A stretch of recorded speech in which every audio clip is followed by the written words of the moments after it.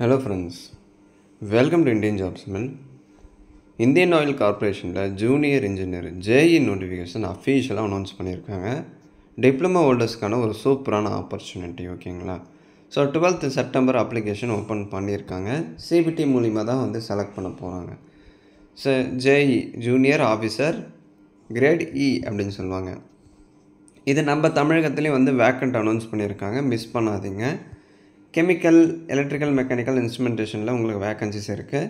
பேசிக் salary மட்டுமே 30,000 plus allowance அதெல்லாமே include பண்ணி ஒரு 60-70 வரும். ஸோ மந்த்லி நீங்கள் 1,20,000 வரையும் ஏர்ன் பண்ணலாம், ஓகேங்களா? ஸோ என்ன படிச்சிருக்கணும், அந்த ரிலவெண்ட் டிசிப்ளினில் படிச்சிருந்தாலும் ஓகே, இல்லை அது சம்மந்தமாக நீங்கள் டிப்ளமோ முடிச்சிருந்தாலும் அப்ளை பண்ணலாம். இப்போ கெமிக்கல், எலக்ட்ரிக்கல், மெக்கானிக்கல், இன்ஸ்ட்ருமெண்டேஷன் இருக்கு இல்லையா, ஜஸ்ட்டு அந்த டிசிப்ளின் மட்டும் இல்லாமல் அதுலேயே நிறைய பிரான்ச் ஆஃப் டிசிப்ளின்ஸ் இருக்குது. ஸோ அது சம்மந்தமாக நீங்கள் படிச்சிருந்தாலும் எலிஜிபிள் தான். So 3 year regular diploma complete பண்ணி மினிமம் 65% இருக்கணும்.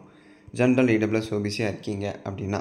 நீங்கள் எஸ்சி, எஸ்டி, டிசபிலிட்டியாக இருக்கீங்க அப்படின்னா 55% இருந்தால் போதும், நீங்கள் அப்ளை பண்ணலாம், ஓகேங்களா?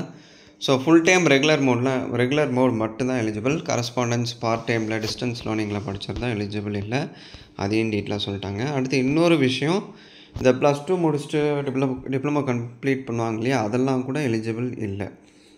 ஸோ அடுத்து இந்த பேச்சுலர் டிகிரி, மாஸ்டர்ஸ் டிகிரிலாம் கம்ப்ளீட் பண்ணியிருக்கீங்க அப்படின்னா நீங்கள் எலிஜிபிள் இல்லை, ஓகேங்களா? அடுத்து பாருங்கள், இங்கே கிளியராக சொல்லிட்டாங்க, ஆல்ரெடி சொன்னது தான். Part time, correspondence, distance learning, online மோடிங்கில் படிச்சிருந்தா நாட் எலிஜிபிள்.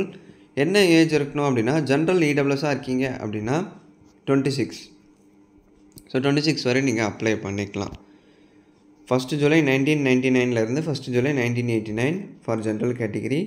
ஓபிசியாக இருக்கீங்க அப்படின்னா 1 ஜூலை 1996 1986. எஸ்சி, எஸ்டியாக இருக்கீங்க அப்படின்னா 1994 1984. ஸோ இந்த இன்பிட்வீன் டேட், இந்த இடைப்பட்ட தேதிக்குள்ளே நீங்கள் பிறந்திருந்தால் அப்ளை பண்ணிக்கலாம். So application 12th September open பண்ணியிருக்காங்க. லாஸ்ட் டேட் 28th செப்டம்பருக்குள்ளே அப்ளை பண்ணிடணும்.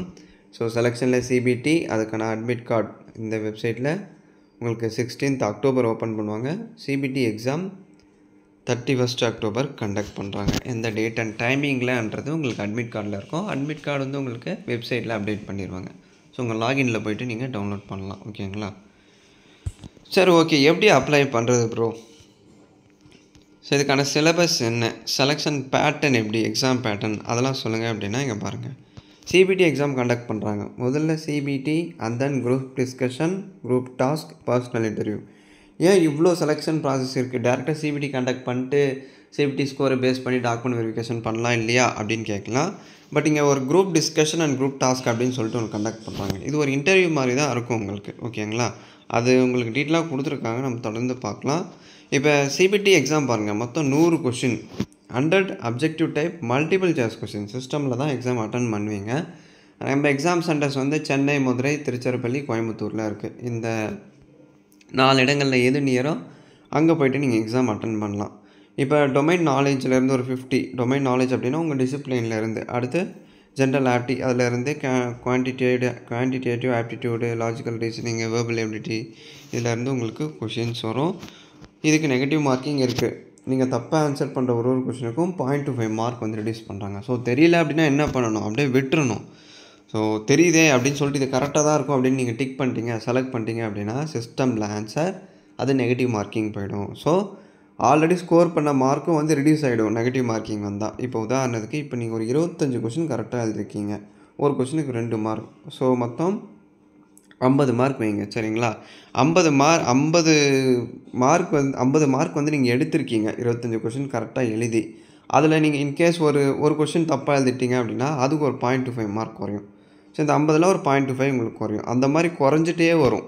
நீங்கள் கரெக்டாக ஆன்சர் பண்ணுற கொஷினையும் இது பாதிக்கும். ஸோ தெரியல அப்படின்னா அதை அப்படியே கம்முன்னு விட்டுருங்க, ஓகேங்களா? அதனால் எந்த ஒரு யூஸும் எந்த ஒரு பெரிய லாபமும் கிடையாது. அதை அப்படியே விட்டாலும் மார்க் குறைய போகிறதில்ல. அது நீங்கள் தப்பாக ஆன்சர் பண்ணால் கண்டிப்பாக மார்க் குறையும். நீங்கள் ஆல்ரெடி ஸ்கோர் பண்ண மார்க்கும் அஃபெக்ட் ஆகும். ஸோ எக்ஸாமினேஷன் சிட்டி பாருங்கள், நம்ம தமிழ்நாடு ஸ்டேட்டில் கோயம்புத்தூரில் இருக்குது. அண்ட் தென் சென்னையில் எக்ஸாம் கண்டக்ட் பண்ணுறாங்க. அடுத்து பார்த்திங்கன்னா உங்களுக்கு மதுரையில் எக்ஸாம் இருக்குது. அண்ட் தென் உங்களுக்கு திருச்சிராப்பள்ளியில் எக்ஸாம் கண்டக்ட் பண்ணுறாங்க. இதில் அதாவது நீங்கள் மதுரை, சென்னை, கோயம்புத்தூர்லேயே இருக்கீங்க அப்படின்னா அந்த இடத்துல நீங்கள் போய்ட்டு ஈஸியாக அட்டன் பண்ணலாம்.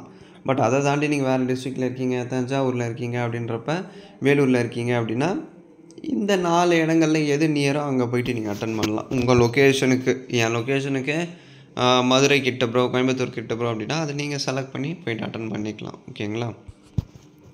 ஸோ உங்கள் சிபிடி ஸ்கோரை பேஸ் பண்ணி அடுத்த கட்ட ஸ்டேஜுக்கு ஷார்ட் லிஸ்ட் பண்ணுவாங்க. அந்த குரூப் டிஸ்கஷன் முடிச்சிட்டிங்க அப்படின்னா உங்களுக்கு இன்டர்வியூ இருக்கும். எக்ஸாம் பேட்டர்ன் இதில் மென்ஷன் பண்ணல ஃப்ரெண்ட்ஸ். நான் தனியாக டெலகிராமில் ஷேர் பண்ணுறேன். சரிங்களா? இதில் டீட்டெயிலாக இல்லை. ஆல்ரெடி நீங்கள் ரயில்வேக்கெலாம் ப்ரிப்பேர் பண்ணுறீங்க அப்படின்னா சேம் தான். அந்த டாப்பிக்கை வச்சு நீங்கள் படிச்சிக்கலாம். இல்லை அப்புறம் நீங்கள் தனியாக ஷேர் பண்ணி விடுங்க அப்படின்னாலும் ஓகே, நான் டெலகிராமில் ஷேர் பண்ணி விட்றேன். இதில் இருக்கான்னு செக் பண்ணுங்கள். மேக்ஸிமம் இதில் இல்லை, நான் பார்த்துட்டேன். நீங்களும் இந்த நோட்டிஃபிகேஷனை செக் பண்ணுங்கள். எப்போவுமே ஒரு விஷயத்தை கவனிச்சுக்கோங்க. நான் என்ன தான் நோட்டிஃபிகேஷனை படித்து வீடியோ அப்லோட் பண்ணாலும் நீங்கள் நோட்டிஃபிகேஷனை படித்தா மட்டும்தான் புரியும். நான் சும்மா ஜென்ரலாக தான் சொல்லுவேன், ஏஜ் என்ன, குவாலிஃபிகேஷன் என்ன அப்படின்ட்டு. ஓகேங்களா? மற்றபடி டீட்டெயில்ஸ் எல்லாமே நீங்கள் தான் படித்து பார்த்து தெரிஞ்சுக்கணும். ஓகேங்களா? கண்ணை மூடிட்டு யூடியூபர்ஸை எப்படியும் நம்பாதீங்க. ஒரு தகவல் வருது அப்படின்னா ஜஸ்ட் அவங்க சொல்லுவாங்க, அவ்வளோதான். மற்றபடி எலாபரேட்டாக நீங்கள் தான் தெரிஞ்சுக்கணும். ஸோ ஒரு சேனல் ஒரு கேட்டகிரியாக இருக்கும். ஒரு சேனலில் வந்து டீட்டெயிலாக என்ன பண்ணுவாங்க, சிலபஸ் முதல்ல கொண்டு அப்டேட் பண்ணுவாங்க. ஒரு சில சேனலில் இந்த மாதிரி ஜாப் என்ட்ரி வருது அப்படின்னு சொல்லிட்டு டக்குன்னு அப்டேட் பண்ணுவாங்க. ஸோ ஒரு சேனலுக்குன்னு ஒரு இது இருக்கும். அதுக்காக எந்த சேனலையும் நம்ம குறை சொல்ல முடியாது. ஸோ நமக்கு தேவையானதை நம்ம தான் ரெஃபர் பண்ணிக்கணும்னு நான் சொல்கிறேன். ஓகேங்களா? சரி, ஓகே. இப்போ அப்ளிகேஷன் ப்ராசஸ் பாருங்கள். என்னென்ன டாக்குமெண்ட்ஸ்லாம் நீங்கள் ரெடி பண்ணி வச்சுக்கணும். Passport size photo, signature, left hand thumb impression, hand return declaration, இதெல்லாமே நீங்கள் ஸ்கேன் பண்ணி அப்லோட் பண்ணுற மாதிரி இருக்கும். அப்ளை பண்ணுறதுக்கு முன்னாடி இந்த வெப்சைட்டை நீங்கள் இந்த டாக்குமெண்ட்ஸை ரெடி பண்ணி வச்சுட்டு அப்ளை பண்ணுங்கள். ஸோ இந்த வெப்சைட்டில் போய்ட்டு தான் நீங்கள் அப்ளை பண்ணணும். வெப்சைட் லிங்க் கொடுத்துருக்காங்க இல்லையா, அது க்ரோமில் வந்து காப்பி பேஸ்ட் பண்ணிக்கோங்க. அதில் போய்ட்டு 1 by 1 ஒரு ஸ்டெப்பாக ஃபில் பண்ணி அப்ளிகேஷனை சப்மிட் பண்ணி லாஸ்ட்டாக பேமெண்ட் பண்ணிவிட்டு நீங்கள் பிரிண்ட் அவுட் எடுத்துக்கலாம். சரி, பேமெண்ட் ஃபீஸ் என்ன அப்படின்னு கேட்டிங்கன்னா 400 நீங்கள் பே பண்ணுற மாதிரி இருக்கும். SC ST ஃபீமேல்ஸை தவிர்த்து அதர் கேட்டகிரி 400 ஃபீஸ் வந்து பே பண்ணுற மாதிரி இருக்கும். ஒரு 100 கொடுத்துருக்கலாம். 400 ரொம்ப ஜாஸ்தி தான். ஸோ கால் லெட்டர் வரும்போது நான் இன்ஃபார்ம் பண்ணுறேன். அதே மாதிரி சிலபஸும் நான் உங்களுக்கு டெலகிராமில் அப்டேட் பண்ணுறேன். அதே மாதிரி எக்ஸாம் போகிறப்ப நான் நிறைய வீடியோவில் சொல்வேன், ஏதாவது ஒரு ஒரிஜினல் கவர்மெண்ட் ஐடி ப்ளஸ் அதுக்கான ஜெராக்ஸ் கார்டு ரெண்டுமே எடுத்துகிட்டு போங்க. அப்போ தான் எக்ஸாம் ஹாலில் அலோவ் பண்ணுவாங்க. இப்போ அது மெஜாரிட்டி ஸ்டேட் அண்ட் சென்ட்ரல் ரெண்டு ஜாப் என்ட்ரிக்கும் அது வந்து காமன் ஆயிடுச்சு. எக்ஸாம் ஹால் போகிறப்ப நீங்கள் எடுத்துகிட்டு போகணும் அப்படின்றது அதை வந்து மேண்டிட்டரி ஆகிட்டாங்க. ஸோ பார்த்துக்கோங்க. டவுட்ஸ் ஏதாவது இருந்தால் கேளுங்க. இந்த வீடியோவை நிறைய பேருக்கு ஷேர் பண்ணுங்கள். பிடிச்சிருந்தா ஒரு லைக் கொடுத்து கமெண்ட் பண்ணுங்கள். இப்போலாம் என்ன ப்ரோ வீடியோவே வந்து கரெக்டாக வராது இல்லையா அப்படின்னா கொஞ்சம் நிறைய டிப்ரெஷன்லேயும் இருக்குங்க. அது இல்லாமல் நிறைய ஒர்க் ப்ரெஷர் வேறு. ஸோ தப்பாக எடுத்துக்காதீங்க. மேக்ஸிமம் முக்கியமான வீடியோவில் நான் உங்களுக்காக அப்டேட் பண்ணிடுவேன். என்னை நம்பி 60,000 பேர் இருக்கீங்க. ரொம்ப ரொம்ப ரொம்ப தேங்க்ஸ் என்னை ஃபாலோ பண்ணுறதுக்கு. ஸோ தேங்க்ஸ் ஃபார் வாட்சிங்.